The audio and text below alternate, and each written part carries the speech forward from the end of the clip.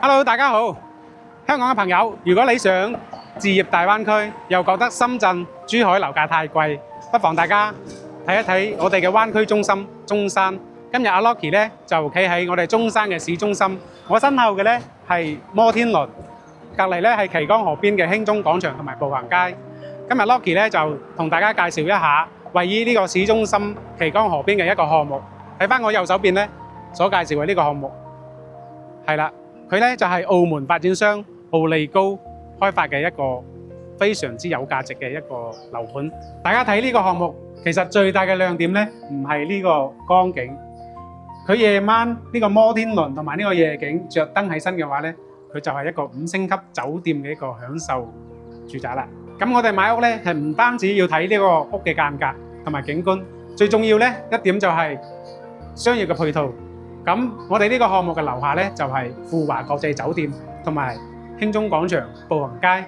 富華酒店大家都應該知道，樓下咧就有香港直通巴返香港、返深圳，1小時咧就可以返到屋企啦。咁我哋睇到呢個主人房係咪5星酒店嘅 feel 咧？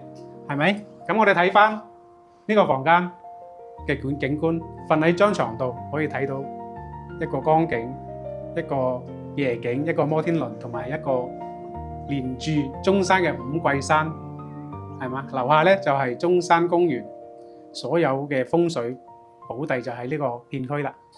咁呢個屋苑可以俾到你哋乜嘢咧？我哋呢個屋苑咧就係出則繁華，翻到屋企寧靜，係可以俾到你一個心曠神怡嘅體驗。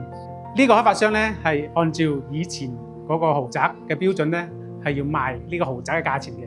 咁隨住呢個市場嘅變化咧，就衝擊比較大，就已經折咗一大半㗎啦。而且呢個屋苑咧係現樓現淨，大裝修，即買即享受。